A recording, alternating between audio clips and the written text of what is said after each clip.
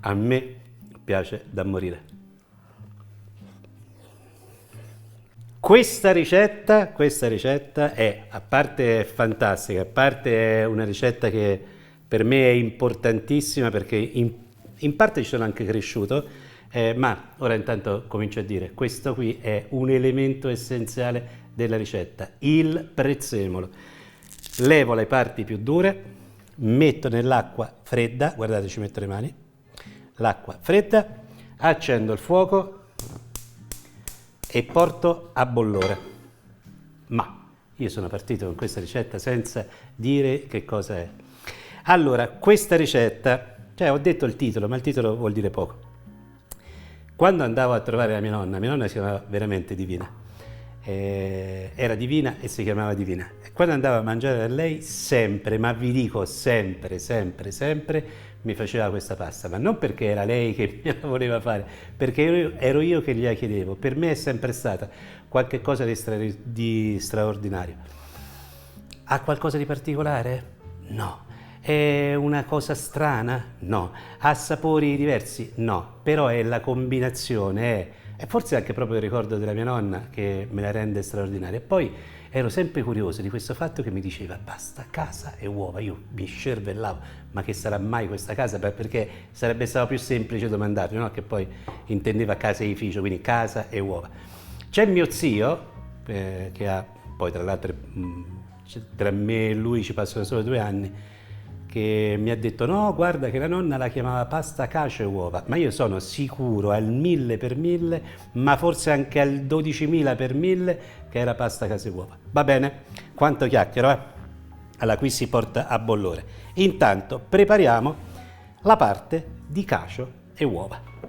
Cacio, il parmigiano, se volete un sapore anche leggermente un pochino più forte ci potete mettere un pugnettino di pecorino. Io onestamente ve lo sconsiglio, però fate come volete. Uova, sulle uova io ne considero una a persona. La verità, quando me la faccio per me ne metto anche 2 di uova, solo per me, quindi decidete voi. Le apro e le metto insieme al parmigiano.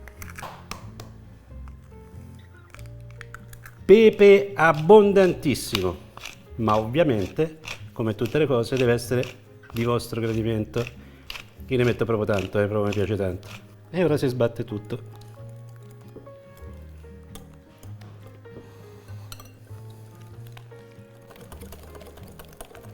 Questa è pronta. Ultima cosa che va fatta è preparare la pasta. Potete usare anche tanti tipi di pasta diversi, pasta mista, pasta corta, tubettoni, eccetera, eccetera. Però la mia nonna la faceva con gli spaghetti spezzati e spesso me le faceva fare a me questa cosa qui. Oppure, decidete voi. Io faccio questo. Allora, e comincio a spezzarli.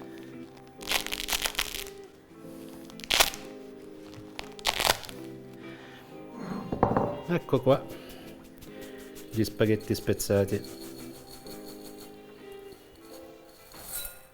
Se non siete convinti di averli spezzati proprio così bene, mettete sempre, non lo fate con le mani, ma vi dico perché non fatelo con le mani, perché una volta l'ho fatto e mi sono rimasti attaccati, sembrava San Sebastiano, il santo, comunque c'avevo tutti gli spaghetti attaccati, un dolore, ho cominciato a fare degli urli, vabbè, fate un po' così. Alla fine, se sono più o meno lunghi è importante relativamente. Ora bisogna aspettare che l'acqua bolla. A dopo. L'acqua sta bollendo, ci si va a mettere il sale. Mi raccomando, non mettete la quantità di sale che usate normalmente per cuocere la pasta, perché è talmente sapido il condimento con tutto il formaggio, se no diventa troppo salata. Quindi ne metto un bel po' di meno. E poi vado a mettere la pasta spezzata. Così. Allora, ora si fa cuocere. Togliete, diciamo, 2-3 minuti. Se la pasta cuoce in 10 minuti, voi fatela cuocere per massimo, ma proprio massimo, 7 minuti. Quindi ci vediamo fra pochino. Ora si va a togliere una buona, buonissima parte di acqua. Quindi per non rompere tubature faccio uscire l'acqua fredda e comincio a scolare senza far cascare giù il prezzemolo e la pasta ovviamente.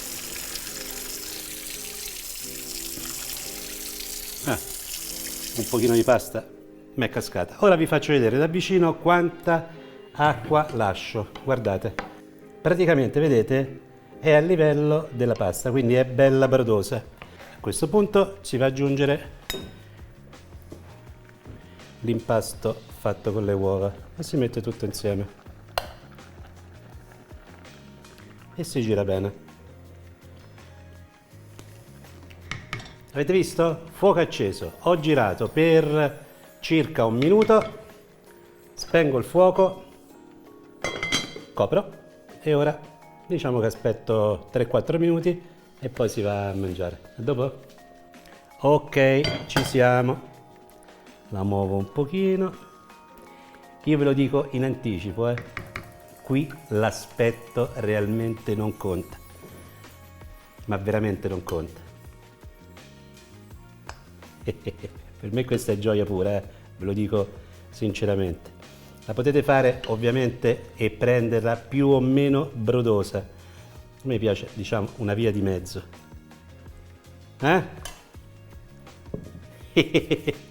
Aggiungo un'altra dose extra di pepe e questo è il momento topico, quello dell'assaggio. Vi avverto, vi ustionate, o la lasciate raffreddare o vi ustionate, ma c'è un consiglio e questo è da anni e anni di esperienza.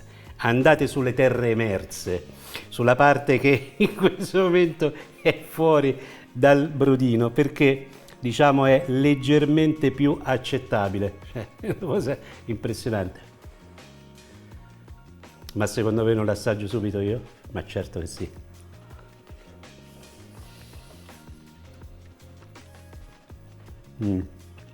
A me piace da morire.